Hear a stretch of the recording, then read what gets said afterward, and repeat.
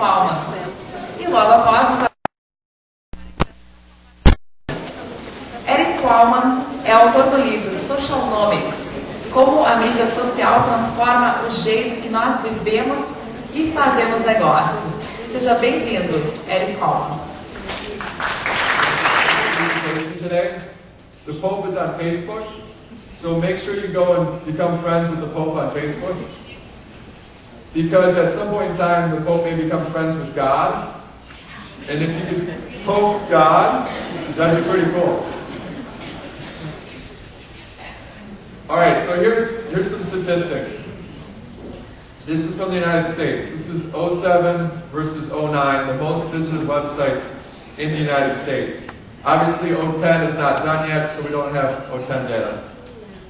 Those in red are social media sites. So if you look at 07, there's only 5 of the top 20 sites are social media sites. Only 1 of the top 20 is in the top 5, MySpace. But if you hop to 09, we jump ahead to 09, we see that 9 of the top 20 sites are social media sites, and 3 of the top 5 sites are social media sites. What's interesting to see is that if you look at 07, Facebook's not on there. Yet in 09 it's number 2, and when 010 comes in, it'll be number 1, the number 1 most visited site in the world. And so you saw in the video that if it was a population of a country, it'd be the 3rd largest country in the world. So that's how fast this stuff is moving. So what are the top sites in Brazil? You have Google, Orchid, YouTube, Universal. I'm not going to read through all these. You guys can read. Facebook is now number 10. We will see within time. My guess is that it will become number 1 in Brazil in 1 to 2 years. We don't know, but Facebook has surpassed Orchid in India already, and more you talk to people. I've been talking to people this week. They're starting to switch over to either have Orchid and Facebook or only Facebook. And I actually flew on the flight down here. I sat by a man that was a U.S. ambassador for Brazil in Washington, D.C. for several years, and he has a couple teenagers. And I asked him, "What do your teenagers use?" And he said they used to use Orchid, but now they only use Facebook. And if you look at recent data from ComScore, it showcases in the southeastern region of Brazil, especially in Sao Paulo and also in Rio, that it's indexing higher the use of Facebook. So that might be a trend that we see throughout the country. So what about the top social media sites? We just kind of talked about that. You see that Orchid's close to 30 million users. Facebook's roughly about 9 million. But if you look at the data, Facebook's increased 500% in the last year. And Orchid continues to grow, it's at 30%. So all of it is growing, but you can see these trends that are quickly moving in Brazil. One thing that's interesting is they don't list YouTube in this chart, but they should. YouTube's a social media site. And as you saw in the video, it's the 2nd largest search engine in the world.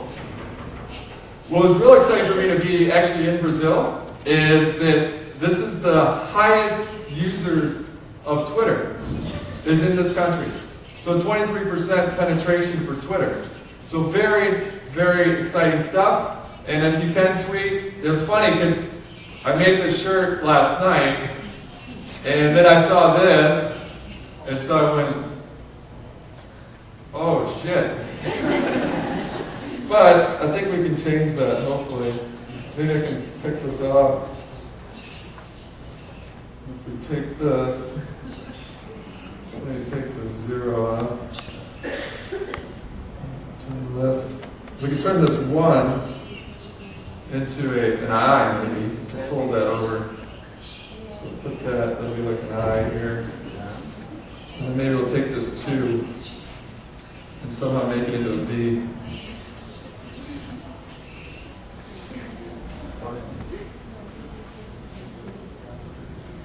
There. So V-I-F-I-C. So, and I think that plays well with what we're going to talk about today, is that 4 key steps, which we're going to get into in a minute, to have success in social media is to listen, interact, react, and then sell. So I listened in the morning and saw that had changed. And so then I interacted with you just now and reacted to change it. And we have to do that as companies within social media. So that's what we're going to talk about. So the other big thing is that you saw that Google was on there. Google wasn't listed in red. It wasn't considered a social media site, Google. But they're becoming more and more social by the day. Because they understand that somehow Google is all of a sudden behind. Facebook is going to overtake them in 2010 as the most visited site in the world. And so that's why you see Google launching these new things. And they're launching Google Wave, Google SciWiki, Google Buzz. Did anyone try Google Buzz? So a couple of you guys, you all tried it, and we thought, well, it doesn't work that well. But they understand they're trying to launch new stuff, Google, because they're behind. They want to catch up socially. Now, it's been a challenge for them, Google, because they're primarily engineers. So it's been not in their DNA, it's not in their makeup to do social stuff. So it's a big debate. There's actually a big article yesterday on it in the New York Times about can Google catch up and do stuff socially. Because the huge promise of social media, and that promise is here today, is really social commerce. So social and search are huge, because we're going to be able to search for what other people want and what they like. We saw this recently with the Facebook and Bing announcement earlier last week. So that if you go to Bing, the search engine, what it'll show is if I do a search for a hotel in Porto Alegre, it'll show on the right-hand side how many of my Facebook friends have stayed at a hotel in Porto Alegre. So that's where social and search are quickly merging here. So that gets into what Socialnomics is really all about. And so a quick example of what Socialnomics looks like is that for those of you that have children, you probably, when the baby was born, your first baby, you had to walk into this giant store. So this just happened to me. I had a baby 2 months ago. And I have to walk into this giant mega baby store.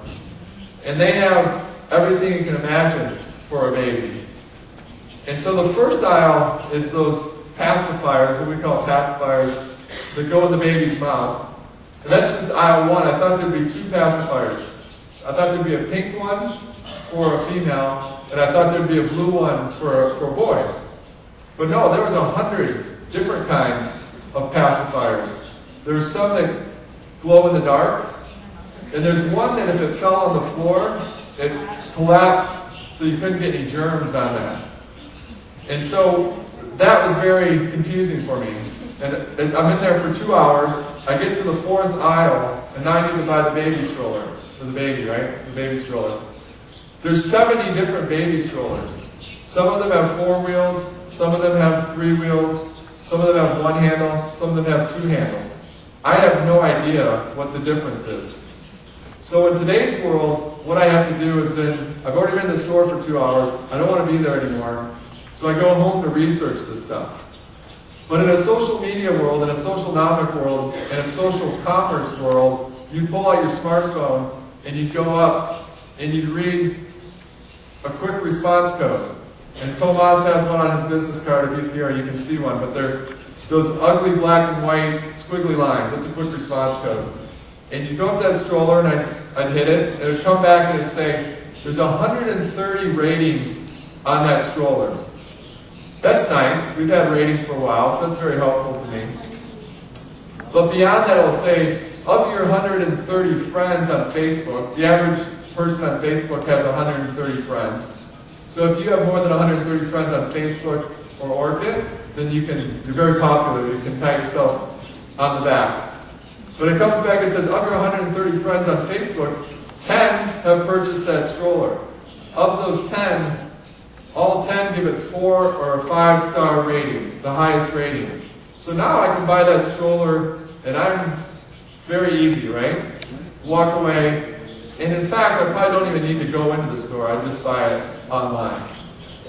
But now when you talk about Class C and Class D segments, they're buying more and more online, but most likely they'll go and purchase in the store. And so what you can do is they've actually shown studies that if you take the online ratings and print them out and put them in the store, so you have one product that has the rating and one product that doesn't have the rating, the product that has the rating will sell 44% more. Just because you've printed that out from online and put that in the store itself. So anyways, that's what social commerce looks like. And how close are we to social commerce today? It's already upon us. So a lot of companies, if you've heard about Best Buy, so Best Buy is in a lot of countries, but in the United States, they've already got that capability. There's applications that I can sit there and scan a product. And it'll tell me where I can get that product the cheapest and the quickest. And so I'll go to Best Buy, and I'll go up there, and it goes, oh, this is cheapest on Amazon? I'm going to sit here and order on my phone right now within Amazon. So anyways, that's what a social commerce world looks like. This is tough to read, and plus it's in English, but this is for baby bottles. It's an advertisement that says 9 message boards, 3 friends, 2 social network sites, and your sister have all said the same thing. This is simply the best bottle. And so that's a print ad that's in a magazine, and that's just showcasing, that's what Socialnomics is. I care more about what my friends think than what an advertiser thinks. 78% trust their peer recommendation, 14% trust advertisements. So what about the technology? How do we get to this social commerce or socialnomic world? This is a screenshot from Pandora, which is the United States music sharing site where you can stream different music for free. And so what it's showcasing is right here. You can see Pandora is using Facebook to personalize your experience. This is a friend of mine on Facebook, and so it's telling me that she also likes Shakira. Now this is important because in 2008, Facebook had launched a tool called Facebook Beacon. And Facebook, as they sometimes do, they make mistakes in terms of privacy. So they opted everybody in to this Facebook Beacon tool. And what Facebook Beacon does is it tracks every one of your purchases online. So if you're signed into Facebook and go to another website and buy something, it can track that.